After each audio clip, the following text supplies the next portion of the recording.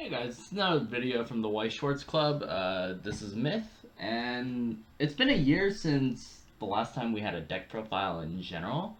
So I decided that this would be a good way to try and introduce deck profiles back into the channel. So I decided that this time around we're gonna talk a little bit about Darling and the Franxx. In case you might not have known, I did top at Card Arena to get the second place or the second spot last year at WGP. This year, I went to the WGP in San Diego. Unfortunately, I did not do well in that, but I just decided that since it's been a year since the last time that we got to really talk about a deck, I'd just give you guys a progress report on like how Darling has been in a year since I last had that deck, kind of what changes happened. But yeah, so without further ado, I guess we'll start by showing off what the new deck looks like in its current state. Big changes, like kind of the big change aside from like the deck like composition itself is that I have begun the process of trying to max rarity Darling. So you will see a lot of shiny cards and it's pretty nice. So the first big addition to this deck that I want to talk about is this event package and kind of the engine for it. So, it's kind of like these are the three events, and then there's a fourth event that's in a different color, and it has the same name as the yellow event, which is pretty nice. And then kind of the two engine pieces that help kind of get it running. So after I went to New York, I lost in round three, but that was with a different list that I'll show after I show you kind of what the new list looks like. I was kind of tinkering around with some stuff for Darling, and I kind of came across this new list or this event and kind of the two bonds to it, and I figured, wait, this is a 6 card engine, and I can probably loop this almost every turn. So, in case you don't know, or rather, so that I can explain how this engine works. So, it kind of starts with this hero. He's on play, you can pitch a character, and then you search your deck for an event, which are these, and add it to your hand. And then he also has the when he attacks, if you have one or less other characters on the board, you can mill the top card of your deck, and if it's a 0, you can put it in the back row, which is a pretty nice touch. To explain the second half, before we talk about why this event is super important, I may as well talk about this Goro as well. So he is center slot, gets 500 power, and then he's also pay 1, tap him and another character in order to salvage the event from the waiting room. So you have a search and a salvage option, and you have the salvage pretty much every turn as long as you have target, whereas the search you kind of want to do early on so that you get the event. But because the engine is not like critical to like winning the game, you don't have to get these, but if you do get it, just know that the engine is ready. So we'll talk about the more important event, the yellow event. So this is when you can't play it when you have less than 2 characters on the board with trait, which I believe is Franxx in this case. But yeah, or Parasite. And you can mill 2, and then you salvage a character equal to the total number of levels that you milled with this effect. So like if you mill a 1 and a 1, you can get a 2 or lower. Like this card is almost has a power that reminds me a lot of like something in the warehouse from Bang Dream. JoJo has a lot of cards that are getting that effect.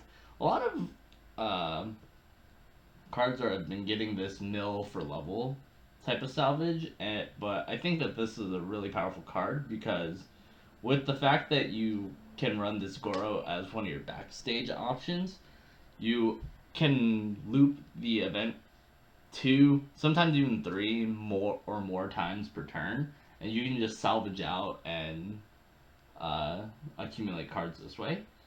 Additionally, you also have a counter. This is your standard gloves counter, so you get to pump 500 times the number of stock to a character when you play this counter. I used to run 2 and 2, so it used to be like this. But I realized that gloves wasn't like coming into play as often because I was either really big, at once I got like my Strelitzias down or something, or I was like so small that it wasn't significant. And I kind of realized that it was probably better to just have 3 copies of this event and then have the 1 copy of gloves in the event that it comes into play. But yeah, so this is the big change that I've kind of made since the last time that you guys got to really see the deck. This has been a really awesome package. Like, I'd say that this package can frustrate a lot of players because of how often I'm just able to cycle it. Because the thing is that if all else fails, I can tap the Goro and someone else, get the event back, play over the Goro, and because he's a 0, anything that I mill makes Goro live, so I can always just get Goro back and then do event loops again if I absolutely need to. So it gives me that option because in the event that, say, I don't want to brainstorm, like let's say I have 3 cards in deck and I need a character like right then and there to get the event, or like a really fun situation. So let's say I have 3 cards left in deck and the hero's in waiting room. What I can do is, rather than like brainstorm, and if say there are 3 clean cards, so I know that the brainstorm's not gonna hit. What I can do is I can tap the Goro, get the event. I can tap the Goro and some like other like character that I'm okay with playing over. Play the hero, or play the event, get the hero, and then brainstorm. So then I brainstorm 1 card and then 3 new cards out of the deck. And then based on what happens, I can play the hero and get one of the events that hasn't been hit out of the deck from the brainstorm. And it's just a nice little combo, little setup that lets me kind of get cards into my waiting room and lets me kind of extend my plays.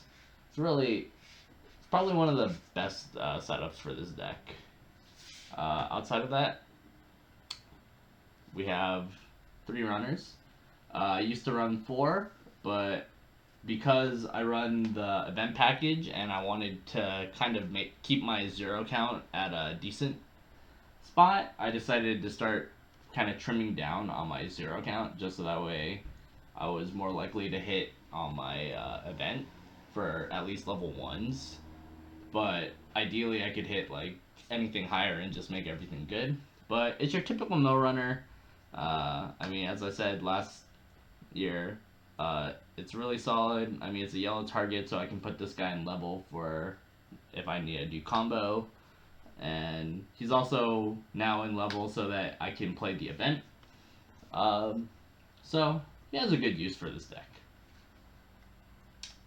Next up, we have 3 Rizes. Down from 1 Rize, or down from 4 Rizes in my original list. Like I said, I didn't really need that many 0s, and this is also a valid blue target to level so that I can have gloves live if I need to, but otherwise,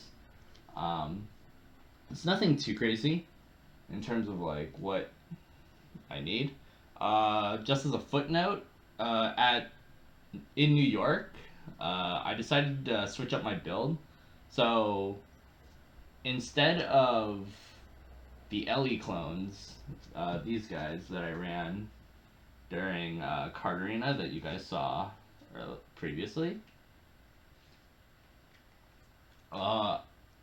when I went to New York and kind of after I won, I tested a bit and I tried playing these level 1 Kokoros.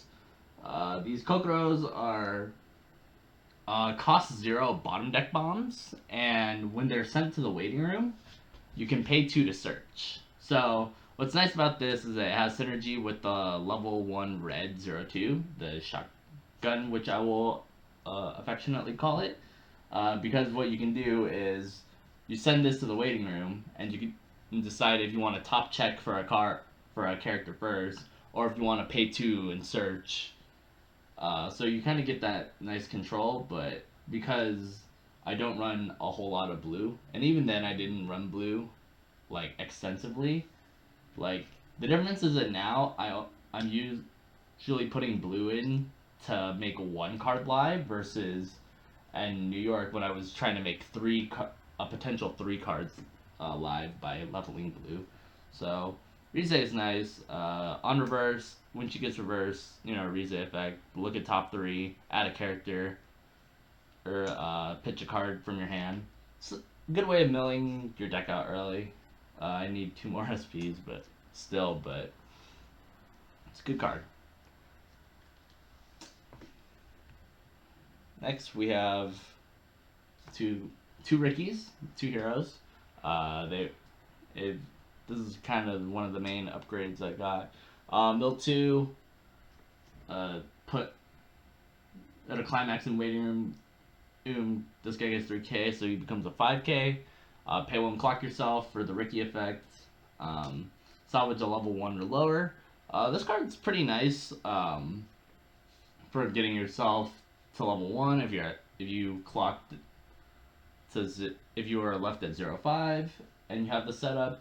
This card's also really nice for milling cards out for your event. You can also use it to salvage. Although, like, typically I don't use the Ricky like extensively, which is why you only need 2. It's good in the early game or in the mid game when you just need to get your pieces back, but otherwise, like, ideally I want one of these in my level just so that way I can have red live for future plays. And then we run 4 Brainstormers.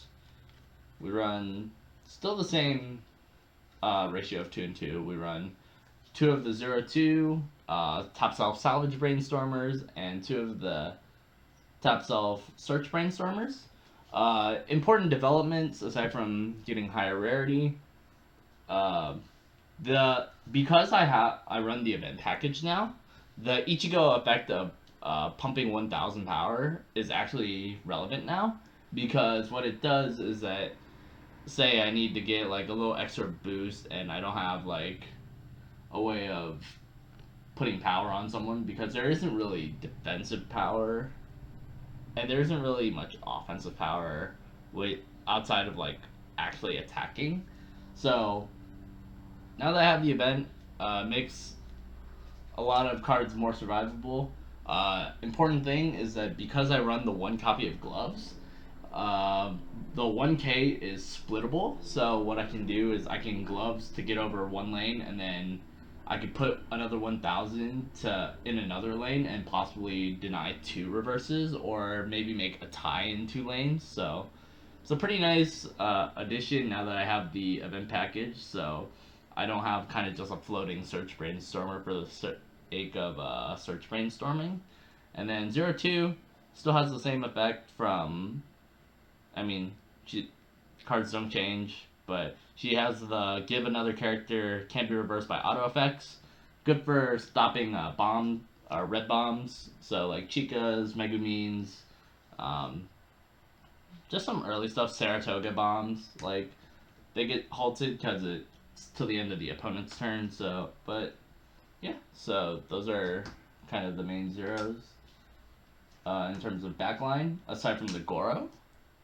The other main 0 that I want in my backline are these heroes. The boy who kind of gets shot and comes back because on the turn that he's played, if he's sent to the waiting room, he's allowed to come back.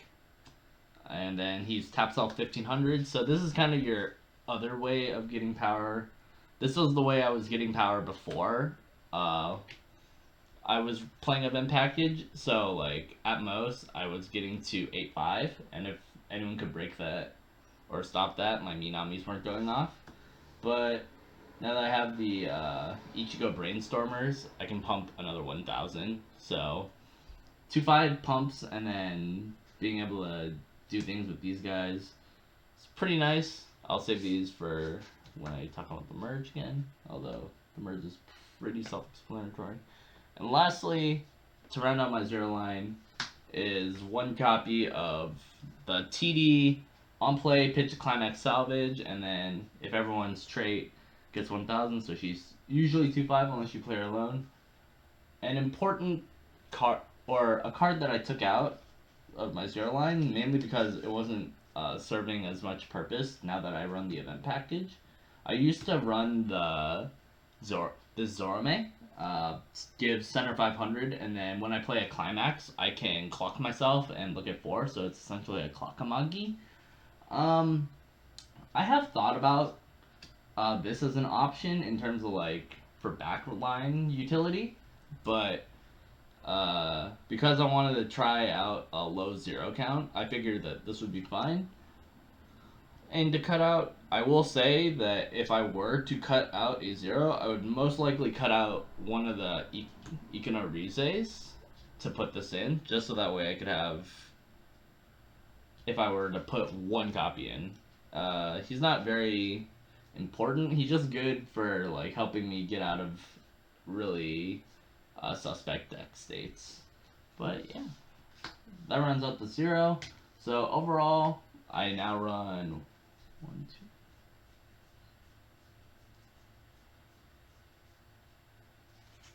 2. I run 17 zeros. I believe that in my older list I ran 18 or so. If not, I'll go check and probably put like an annotation in the description. But moving on to level 1s, because I no longer run the Ellie clones or the Kokoro bombs, we basically stick to these. We're pretty much an 8 level 0 or level 1 lineup. So we'll talk about the climax combo first. So first up we have Minami. In case you guys don't remember what Minami is, she's gains 1,500 when you play a climax, and then on her climax combo on reverse with the shot. I'm missing one foil shot right now, but on reverse you can look at top 4, add a character, give someone 2k. It's still probably, I still think it's the best level 1 combo in Darling. I know that some people have been running like Shimakaze if they wanted to play like a green heavy focus. Back when I saw it in New York, I know that some people are pretty doubtful about playing level 1 combos because your only other options are like the on reverse salvage from the TD and on reverse blind stock, which is also in green. So there aren't too many. Oh, and there's also a blind stocking combo in blue. But it's like there aren't too many like big ticket combos to worry about. Although I will give a footnote that there was some speculation on whether or not this combo was good, which is the split 2k1 into the Child 02, which is on reverse gains the entity effect, which is when this character gets front attacked, you can bounce her and another character. Considering that this one is a drop assassin when you play her, or where she gets 500 for everyone including herself. So 7k into a 9k to do this combo. It helps you like kind of keep hand in a way because you're able to just reuse characters as needed, especially with characters that have a lot of on-play skills. But I personally still believe that Minami is the best level 1 combo in Darling. But yeah. Next up, probably the best to follow up on my point about Minami, or kind of as a side note for Minami, I'd say the best level 1 non-climax combo plussing engine in the game is this shotgun, 02. Level 1 5k, but on attack, like I said, she gets the effect that you can send a parasite to the waiting room. Just so you know, for future reference, she can only eat humans. She cannot eat the robots, so yikes. But if you do, you can top check, and if it's a character, you can add it to hand. She can add any character as long as they're Parasite or Franxx. But this is a really strong card because what it does is it helps me out kind of the two matchups that I've always had. Like, well, it helps bandage up one matchup, and then it makes another matchup really rough. So in a standby matchup or against any wall deck, this card is like the ultimate tank buster because this card basically says, I don't care about how big your characters are, I can crash and still get a plus out of it. Like, your ideal state is that, let's say that you see like 3 standby target 1/1s for some reason. What you can do is you can play like two of these and then some level 0 or some other miscellaneous character, and what you do is you crash, just for the sake of argument I'll take a Minami. So what you can do is, like, you can crash with Minami, you can front eat the Minami and add a card, and this ends up crashed, and then you can, so it's kind of like you get to shoot, like, I guess you can, in a gruesome way, it's kind of like you're shooting kind of the dead body in order to get a plus. But this is kind of what, in a standby matchup or against any wall matchup, like, you'll realize, okay, there's no way I'm gonna get Minami unless I, like, pump an absurd amount of power, and even then, you'll probably only get it in one lane, at best.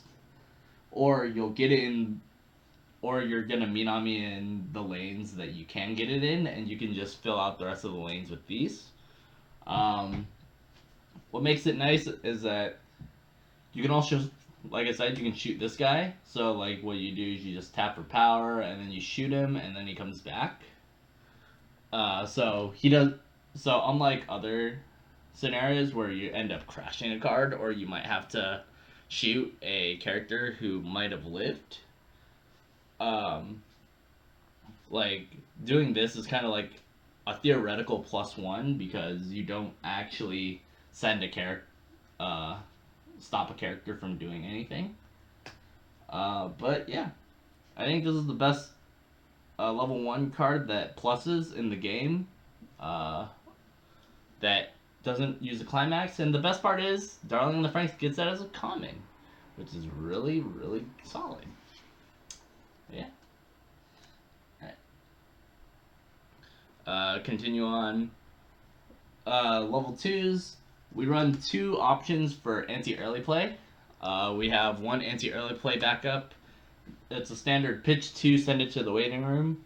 It's also a 2/5 backup, but most things in Darling are either really big as it is, so it only comes into play every now in, like, late game situations, or you're using it because you know that the enemy has early plays. And then you have one anti-early play stock bomb. Upset. Just 2 options, just so that way you can get rid of pesky early plays. I will say, though, these are pretty nice in standby matchups. In particular, I'd say that the backup is really good in standby matchups, because then what you can do is, because they fronted, and then they trigger a standby, but then let's say that you hit level 2 off of it, then what you can do is they front, and then you just jam this on them, and then whatever they just standbyed goes to the waiting room, which is a really nice out to standby. Darling in the Franxx has a lot of good ways of answering standby, but to talk about the matchup that the shotgun doesn't do well in is in Fever, because basically if I'm shooting front row characters, I help them accomplish the Fever task a lot easier, and I give them an extra soul, which is kind of why I'd say Darling's hardest matchup is probably Fever. They also have a hard time, like I said, against Standby, but we do have countermeasures to prevent ourselves from getting shredded by Standby. Anything with on reverse denial is annoying, but because of the shotgun, you do have ways of kind of rolling with it. So, I'd say that as long as it's not Fever, you shouldn't be too worried about, like, using that shotgun, like, liberally. To round out the level 2 lineup, we have 3 of the Pistons, I believe. What are these names? Whatever. But they go with the heroes from level 0. On play, you put 2 Strelitzias down as a marker, and then act. I emphasize act for a reason that I will explain after I do the effect. You put the hero under as a marker, and then you jam out the Strelitzia from the deck. Which means that as long as you have the Strelitzia in waiting room, this card will almost always hit as long as this setup happens. We'll talk about Strelitzia right now, since we're here. So Strelitzia, like in case you don't remember, gets 1,000 for every marker underneath her. So if you play her via the merge, you get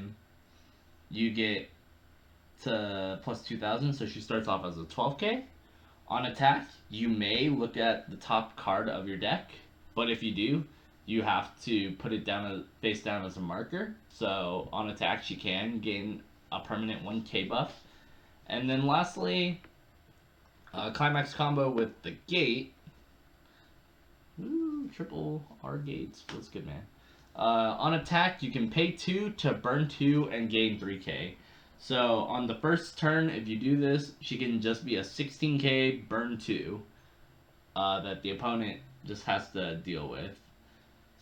And not very much gets to 16k at level 2. On defense, at least, as far as... Well, aside from standby, but like I said, we don't really worry too much about standby. So, the reason why I brought up why merge is an act is because what you can do in kind of a cheeky combo you can do with the event package that I was talking about is you play the... Let's say that you don't have... Like, these are in waiting room, or, like, you don't have a spot to play them yet. Or, let's say you want to get an event, or something, and you're, like, 1 card left in deck, right? What you can do is you can you can play the 0-2, put 2 Strelitzias down at the bottom of your deck, rest Goro and 0-2 to get your event, and because you for sure put 2 Strelitzias down as markers, you will always have cards at the bottom of the deck, and you know one of them is a level 3, so every card becomes guaranteed to be a hit in your waiting room with that. So, like, what you can do is, like I said, if these are in your waiting room, you tap these 2, you mill 2 cards out, get this guy back, play him, and then do the merge. Or, if you want, or you can do other, like, combinations like that. Let's say that you want to, like, you've had this guy in the back and you're ready to do the merge, but you want to get, like, the event going. So, you play the event, you do this, you can put 2 Strelitzias down, mill out cards, and get a Brainstormer, so that way when you do the merge, you're merging with, like, a theoretical last card of the deck, which is a Strelitzia, and then you can brainstorm out of a fresh deck based on, like, kind of what you see, or you could use the hero, salvage the hero, and just continue to loop the event. Lots of really nice strategies that you can do with the event involving like the various interactions. But yeah. And then to round out the level 3s that are not Strelitzia, we run 4 different types, but they all kind of do kind of unique things. So we'll talk about the 0-2 first. This is the heal the stock. So on play, you pitch a card from your hand, heal the top card of your deck to stock. And then on reverse, you can pay 4, sack a parasite character in order to burn 4. This is your non-climax finisher. This is also your only way of healing in this deck. I chose not to run healers mainly because most healers are in blue and green, and I don't really run blue to warrant trying to put healers in. And green is a pretty weird color to splash, although there are ways to do it. But yeah, this is kind of your main healer. And if you're not healing, you have to play this Miku. If you're at 3-6 in a dangerous situation, this card is on play, pitch a card. Both players free fresh. So if you can't heal yourself, you have to free fresh yourself. And then she gets on the turn she's played, she gets cancel burn 1, which is a nice little bonus. Helps you get extra instances of damage, helps you ping out climaxes in those type of situations. Lastly, we have one Apis. On play, look at the top card, reveal top card. If it's a character, you burn the opponent for 1. And then on attack, you can assign a character 500 times a number of characters on the board. She includes herself and she can put it on herself. This is kind of what you can do with the 0-2 is to give it like a little extra power in order to make sure that this thing gets reversed if you want to pull that effect off. But yeah, that concludes kind of the deck profile of Darling in the Franxx as it is now. I kind of gave you a little synopsis of what cards have changed, but to give a recap, basically, in the original deck list, I ran these 6 cards, which were 1 extra runner, 1 extra Rize, and the Clockamagi, and I ran 3 Ellie clones. This is the deck list that was on from the card arena approximately 1 year ago. When I went to Nats, I replaced the Zorome Ellie clones with Kokoros. Bottom deck, cost 0 bottom deck bombers, and then on waiting room send, pay 2 search. And then I eventually modernized to the event package. So only 9 cards have changed. Not too many things have changed since then, but a couple of notable things.